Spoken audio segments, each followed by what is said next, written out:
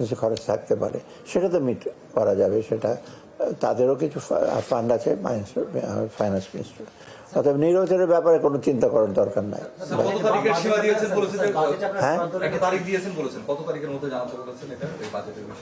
বাজেটের বিষয়ে বিভিন্ন মন্ত্রণালয় জানাতে বলেছে, একটা তারিখ আছে। আমি একটা সার্কুলার, একটা ফর্মাল লেটার যায়, এগুলো সব আইন বিধিগত। বাজেটের যে কোনো জিনিসই কিন্তু আমরা ফলো করি ফাইন্যান্সিয়াল রুল আর কি।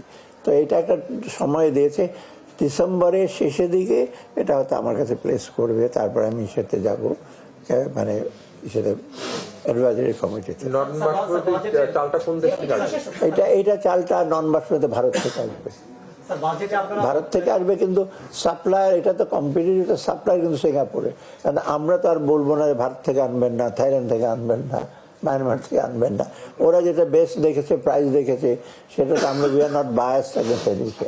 ওরা কোয়ালিটি টাইমলি দেবে এবং মূল্য ঠিক হবে। এটা সোর্সটা ভারত, কিন্তু আসবে মানে কি, যা হ্যান্ডেল করবে সেটা হলো না।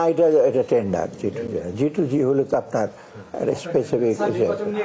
যেহেতু মানে আপনাদের বাজেটে তো আছে ৩,০০০ কোটি টাকা বরাদ্দ, প্রাথমিক যেটা করেছে, সেটা কি স্যার বাড়বে কিনা? যেহেতু মানে এখন বাড়া কমার ব্যাপার আমি কিছু বলবো না, কারণ ওদের রিকোয়ারমেন্ট কত রকম। যেমন একটা গণভোটের ব্যাপারটা আসছে, এটা তো আগে যখন আমরা বাজেট দিয়েছি সেই ওই প্রজেকশনে ওদের এটা ছিল না হয়তো।